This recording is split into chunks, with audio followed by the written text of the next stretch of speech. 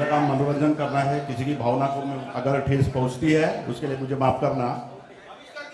हाँ, समय कम है, टाइम ज़्यादा है। सबसे पहले आपके सामने बाहुबली पिक्चर का एक डायलॉग कालिके का। निम्डा डुजराज टेल मी हष्टपुष्करा कोई नी बुमला मोहिनी जुगू लोहा कोई।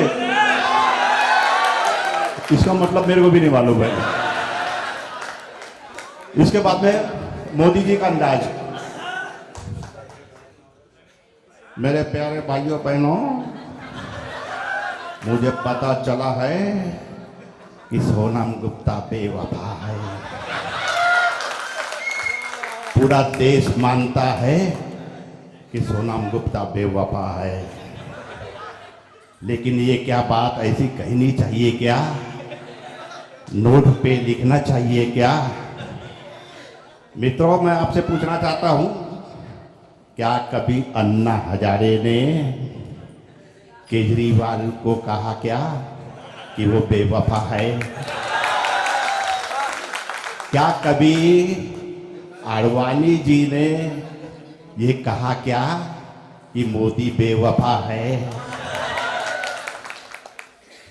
मुझे जरा जवाब दीजिएगा बहनों भाइयों, क्या कभी कांग्रेस पार्टी ने कहा कि राहुल गांधी बेवफा है?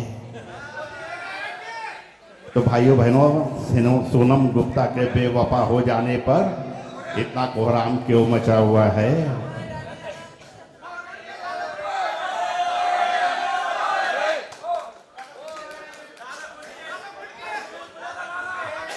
अब मोबाइल फोन का जो है, आईफोन का जो मानक है, उसने जब मोबाइल फोन लॉन्च किया तो उसके वो फोन चल नहीं रहा था, सेलिंग ज़्यादा नहीं थी। तो उसने बहुत परेशान हो गया, वो बहुत मेहनत किया, लेकिन सेलिंग ज़्यादा बढ़ नहीं रही थी। फिर उसको किसी ने बताया कि आप इंडिया में जाओ और भारत में एक महाराष्ट्र करके एक राज्य है और वहाँ पे दादा कोडके जैसे महान लोग वहाँ रहते हैं, आप दादा कोडके से मिलो। तो फिर वो मोबाइल कंपनी वाला दादा कोडके साहब के पास में आया, उनसे पूछा कि भाई मैं क्या करूँ, बहुत परेशान हो गया, वो मोबाइल सेल नहीं हो रहे हैं, ये मेरा जो फ़ोन है। वो दादा कोडके ने उसको बोला, तुझे आई लावा।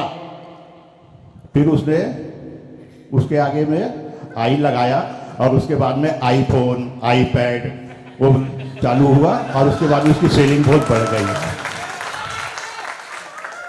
इसके बाद में राजकुमार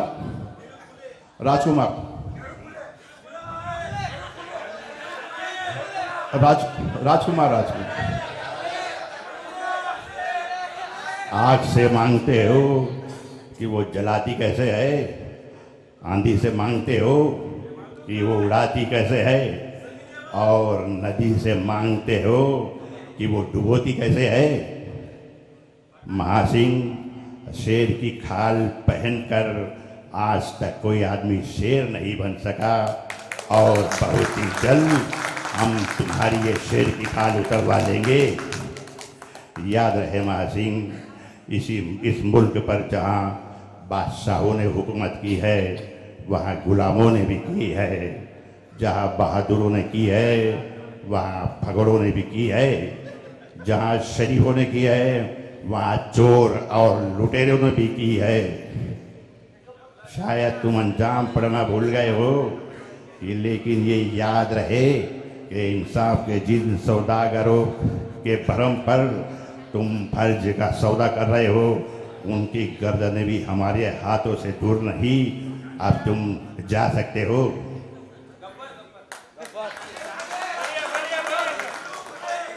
कोरोना अपना दीवार पिक्चर का जो डायलॉग है वो बहुत फेमस हुआ था, दीवार पिक्चर का।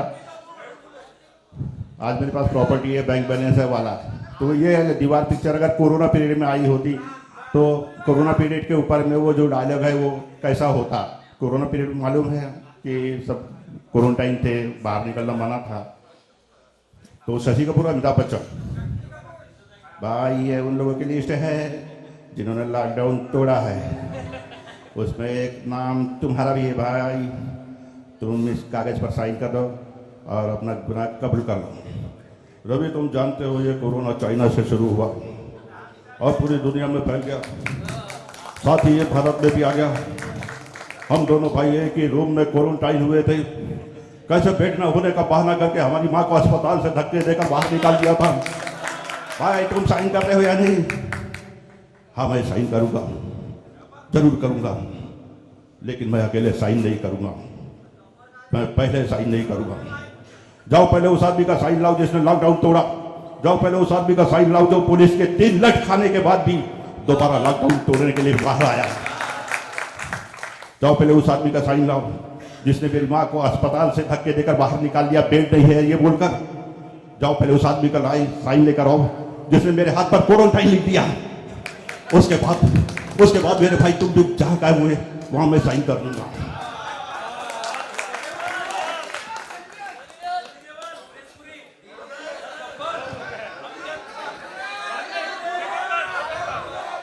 ऑगी और कॉकरोच वो आया था, वो सीरियल बहुत फेमस हुआ था, तो उसमें कॉकरोच की आवाज़ ऑगी, उसका भाई जैक और शक्ति कपूर वो